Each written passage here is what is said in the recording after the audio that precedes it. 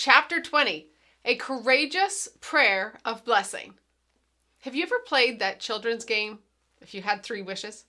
The idea is that you can dream about whatever you want and share the three wishes with your friends.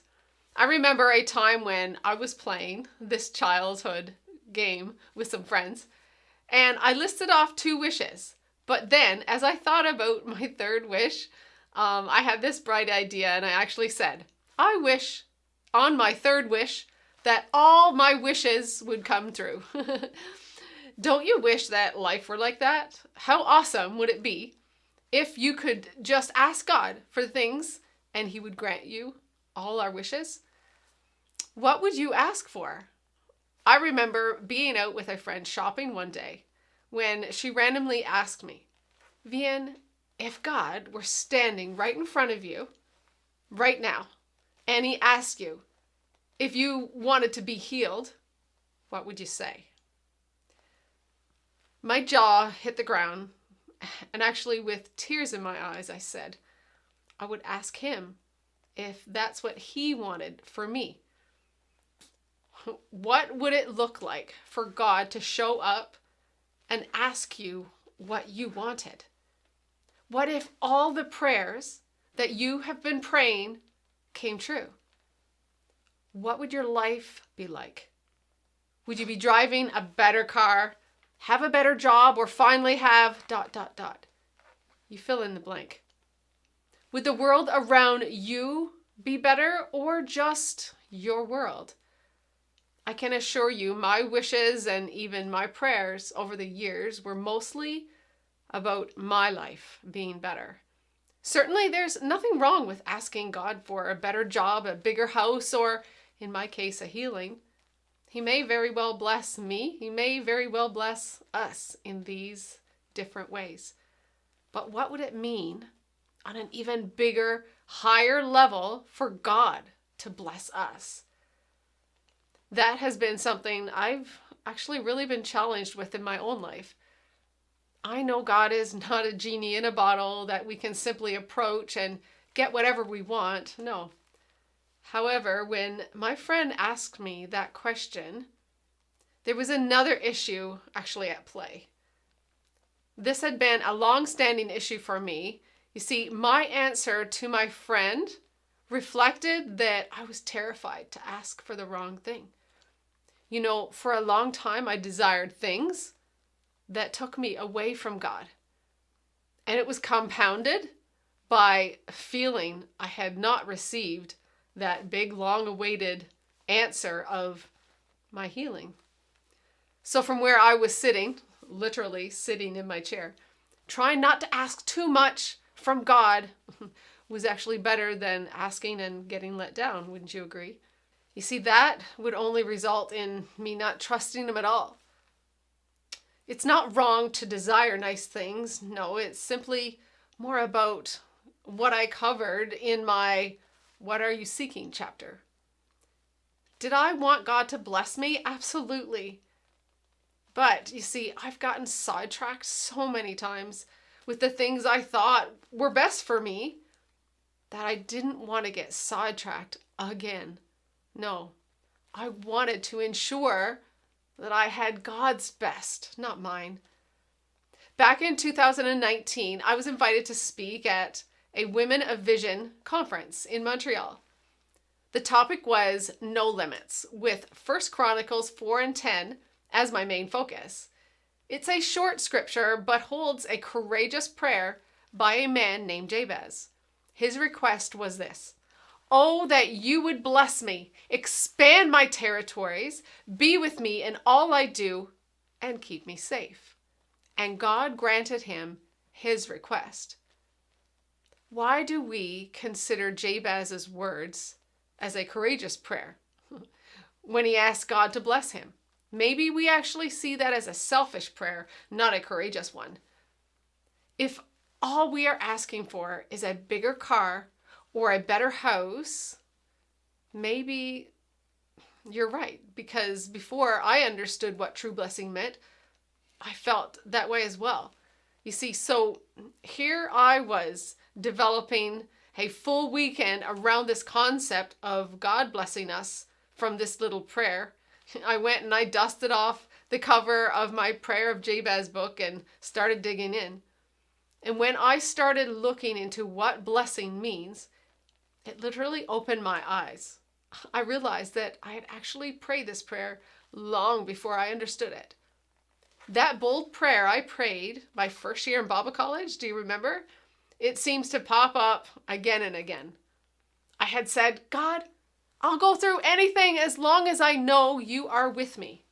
I didn't realize it then, but my prayer was very similar to what Jabez had prayed. I didn't pray for a life without pain. I was praying for him to be with me in whatever I was going to face. I wanted my life to be a blessing. Unknowingly, I wanted God to bless me in his timing and according to his will, not mine. As a young, vibrant Bible college student, there was no way I could have even imagined what was ahead for me. In all of the plans that I had envisioned for my life of blessing, or in all the things I could have asked for, being stuck in a wheelchair because of a paralyzing virus that contributed to my detour and destructive path, was not ever considered. And when that destructive path led to infidelity and living without hope, I had strayed far from my original vision of blessing. In those dark hours, I would often question God. I would question everything. You know, I have loved God my whole life, and yet here I was, right smack dab in the middle of some of the biggest challenges of my life.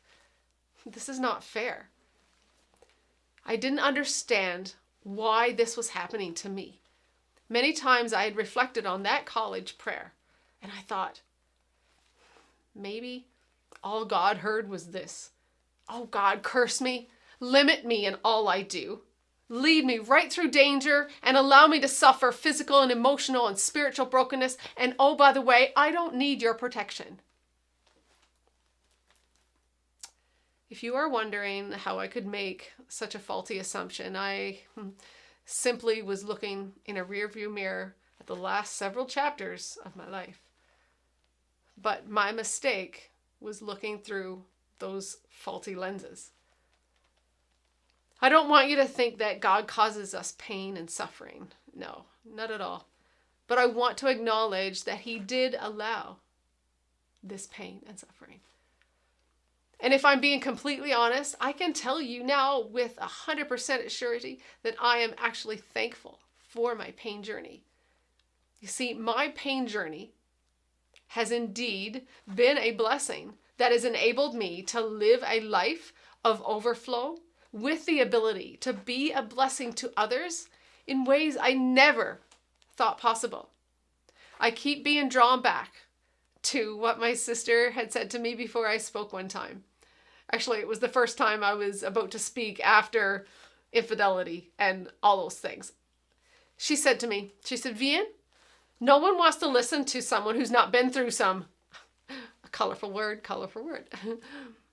While you know that this journey nearly destroyed me, I can tell you empathetically that I would rather be on this side with all of my scars and a life story to encourage you than to have lived a life without any understanding of what you might be going through today.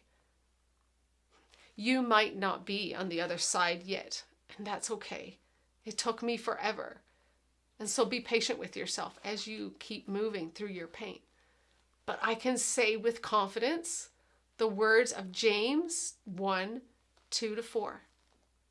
And I say it with great sincerity. I consider it pure joy because I have faced these trials, because I know that the testing of my faith produced perseverance. I've let perseverance finish its work so that I can be mature and complete, lacking nothing. There are so many ways to be a blessing, yes, and it's not only as a result of pain, I agree, You can bless someone by paying for a stranger's coffee at a drive-thru. It could mean you babysit for a single mom who needs a night to herself. Blessing someone could be as simple as saying thank you to someone who didn't even expect anything in return. The list is endless for ways others can bless or be a blessing. And if you're saying, well, no one ever blesses me, why not look for a way to bless someone else? Ironically enough, before I sat at my computer to fine-tune this chapter about blessing, I was enjoying my time with the Lord, as is my morning routine. And I was surprised and delighted to see the heading, Be a Blessing, in my daily reading. So of course, I found a little nugget that I couldn't resist, but I wanted to share it with you now. The beautiful thing about being a blessing is that people respond to the light you are giving off. They may not even realize that you are pointing them straight to Jesus. What better reason to be a blessing? End quote. Wouldn't it be a blessing to have peace when there is nothing but chaos surrounding you? People would see that unexplainable peace and wonder, how can they get it? We can ask God to remove our pain, and He sometimes might. But what about God giving you the strength to bear that pain? What about having defiant joy? Defiant joy, I assure you, is a strength like nothing I'd ever experienced. And that kind of inner blessing is contagious. When I began to view my suffering or unwelcome circumstances through a different lens, I began to see blessings beyond anything I could have ever imagined. What does it mean for God to bless you? I was in Banff, Alberta, for a week-long pastors' conference. While I love these conferences, I went there on the heels of the Hope Conference. So by the time the week was over, despite the fellowship and the great messages, I was looking forward to getting home because I was feeling mentally, physically, just exhausted. However, I still needed to drive 4 hours to reach my home in Edmonton, Alberta. As my friend and I were leaving to put our suitcases in the car, I was praying, God, give me the strength to drive home. The elevator doors open, and within seconds, my friend said, Vianne, you have a flat tire. I fought the urge to cry. We had just heard a message titled, Praise Him in This Storm. I almost, in my joking tone, but desperate to find strength to get through the task ahead, I let out this, Praise the Lord anyway. The hotel staff were great in helping me discover that my main tire had a screw in it. And they were able to install my mini spare tire for me. Unfortunately, they strongly recommended that I do not drive 4 hours on that mini spare tire. I mean, you guys all know that, but you know what? So that meant that I would need to go get a new tire before I headed home. Other friends who were leaving for the day were also trying to help me figure out where I could go. And honestly, at this point, I didn't know how to process what I was feeling. I mean, I was seriously considering driving home on that spare. So to have had that additional support was so needed and valued in that moment. But here I was. We found a repair shop in a nearby town, but they were all booked until the following day. However, after much pleading on my part about needing to get home that day, the gentleman said that he would try to get me in after lunch. I looked at my watch and it was 12:30 p.m. So I thought, that's only an hour or so wait. So by the time we have lunch, surely my tire will be ready and we can get on the road. On our way to lunch, I said to my friend, well, here we are in Canmore and I wonder what assignment God has for us. We had our lunch. It was now 1 p.m. So I thought I'd call to get some idea about when my car would get in the shop. I was assured that although they hadn't started yet, I would be next in line. As we were waiting at a nearby coffee shop, we saw two older gentlemen and started a conversation with them. That conversation turned out to be pretty amazing, actually. It was what we would call divine appointments. As we talked, we knew that they needed the encouragement being shared. However, we were so caught up in conversation that we didn't even realize how quickly the time was flying by. It was now 2:30 p.m. and I still hadn't received a call back about my car. One of the gentlemen said, "This is taking way too long," and offered to go and find out what the delay was. I said, "Oh no, but thank you for your offer." I didn't want to cause trouble with the shop since they were already doing us a favor, right, of fitting us in the schedule. Although still unsure, I said, "Well, let's wait until 3 p.m. to see if I hear anything." Well, when 3 p.m. came, I gave the shop another call. This time I couldn't even get through to see how long it would be. Again, the kind gentleman offered to go find out what was happening. So I agreed and let our new friends go and find out what was taking so long. When he returned, he said, "I have good news and bad news. I'll give you the bad news first. Your car isn't in the shop yet, and from the sounds of it, probably won't be in at all today. But the good news," he said, "is I called the Ford dealership because I work there, and they agreed to take you now." Long story short, we were welcomed and treated like family as we waited at that Ford dealership. The conversations and interactions with staff just made this flat tire fiasco become more of a blessing than we could have ever imagined.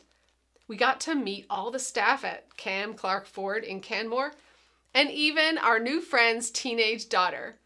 With each delay came a new perspective on the assignment we were on. Then, as we were discussing the repair details, the manager came over and told the sales rep, "Now, if you don't give this lady 50% off, I'll be very upset with you." I had tears. He had tears. It was this beautiful moment as I tried to express my gratitude. Then, when the sales rep came with the bill, he said, "I'm actually not going to give you 50% off because I'm not charging you at all." Wow. You can just imagine. I started crying again. I said, "This is not even about the money. You know that, right?" With tears in my eyes, I looked around and saw the other staff all standing around with tears in their eyes. I continued, "This is not about the money. And you want me to tell you why? You see, God keeps reminding me, Vianne, I am taking care of you. He keeps challenging me to trust him all the time." And I said, "Today, God used you, my flat tire, and all of you, my new friends, to show me that no matter what, he's got me." So here I was in the Ford showroom telling the staff and managers about the love of Jesus. When it was time to go, the manager said, "Wow, you have no idea how you've blessed us today." We left that day knowing there were seeds of love planted. The next morning, I posted a glowing review of thanks on the Cam Clark Ford social media page, and this was the response I received. They said, "Thank you, Vianne, for your kind words. We are so grateful to serve you and your smile. Your positive outlook was contagious through the whole dealership, and all of our staff left work with a smile on their face. We look forward to seeing you again." I wonder what blessings or divine appointments we are missing out on every day because we can't see past the frustration or pain to see the true blessing. Was it a blessing to end up in a wheelchair? No. Was it a blessing to have that flat tire or be stranded? No. And it's even okay to say, "This is not okay. This is not okay, God." It's okay to say, "God, I don't want this pain journey." It's okay to say, "God, if there's any other way, please can I have that way?" Do you know why I know it's okay to say that? Because in the hours before Jesus died, for you and for me, you know what he said? The same thing. He was in the garden praying, and he cried so much he literally sweat blood. Luke 22:42 tells us what he said. He said, "Father, if you're willing, Please take this cup from me. Please take this cup of suffering away, he said. Yet I want your will to be done, not mine. That's a hard prayer to pray, isn't it? Yet Jesus' pain and suffering was necessary for our freedom. And Hebrews 5:8 tells us that though he was the Son of God, he learned trust and obedience by what he suffered, just as we do. Our pain, which can be nearly unbearable, holds the potential for us to grow and experience true blessings in our lives. When I am willing to accept this perceived negative experience in my own life and give them to God, he is able to use them to speak encouragement into someone else's life. He is still using the surrender of my disability in order to help others find a path forward. But it wasn't until I surrendered my will and what I could see that I could truly see what God sees. Only then was I able to catch a glimpse of the bigger blessing. How many would say that you feel cursed instead of blessed? Is there something that's holding you back or limiting your freedom? Maybe it's not physical. Maybe it's the shame about your past. Maybe it's depression or a broken relationship or self-doubt. No matter what it is, the enemy wants to limit you with your pain and all the negative fallout of our lives. But God has a totally different plan. He wants you to be free, to make you a blessing in spite of your pain. When I talk about growing through what you go through, I don't say that lightly. Walking through the pain to get to restoration is hard, to put it mildly. Dealing with the loss of my independence was excruciating. Walking through infidelity, do I need to explain more? But receiving the blessings of knowing true dependency on God's strength and not my own is a blessing like nothing I'd ever would have been able to ask for. This has expanded my territory farther than I could have ever dreamed.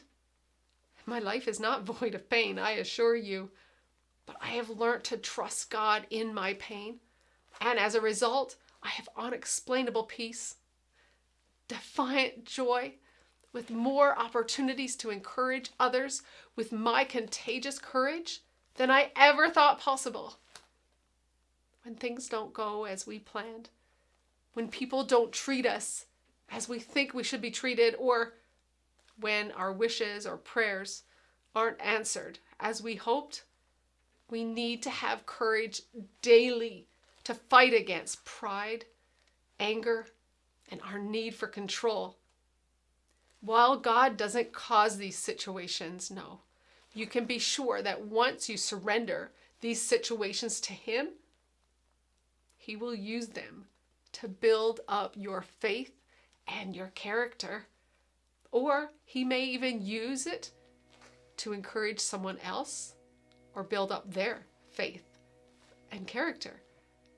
When you allow God to work in you, He will bless you and expand your territory like nobody's business, so that He can do tremendous things through you to bless others.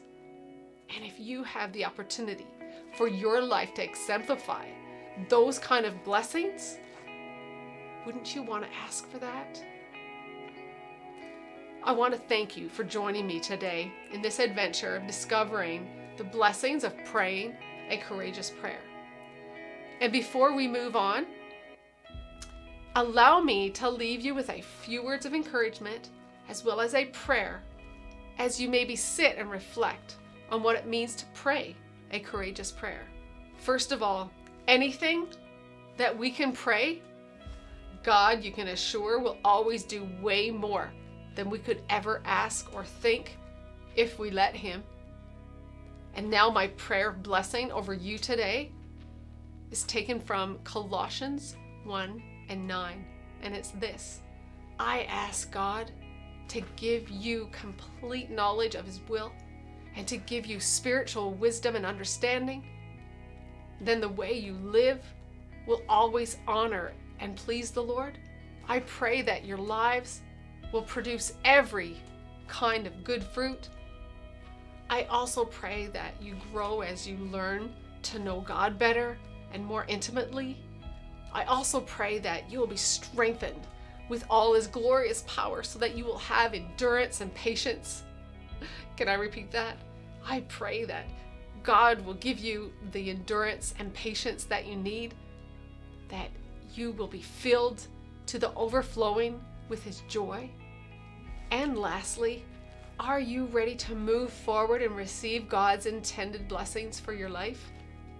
If you are, would you surrender your will today and pray this courageous prayer with me? God, I want you to bless me in your timing, according to your will, according to your way, not mine.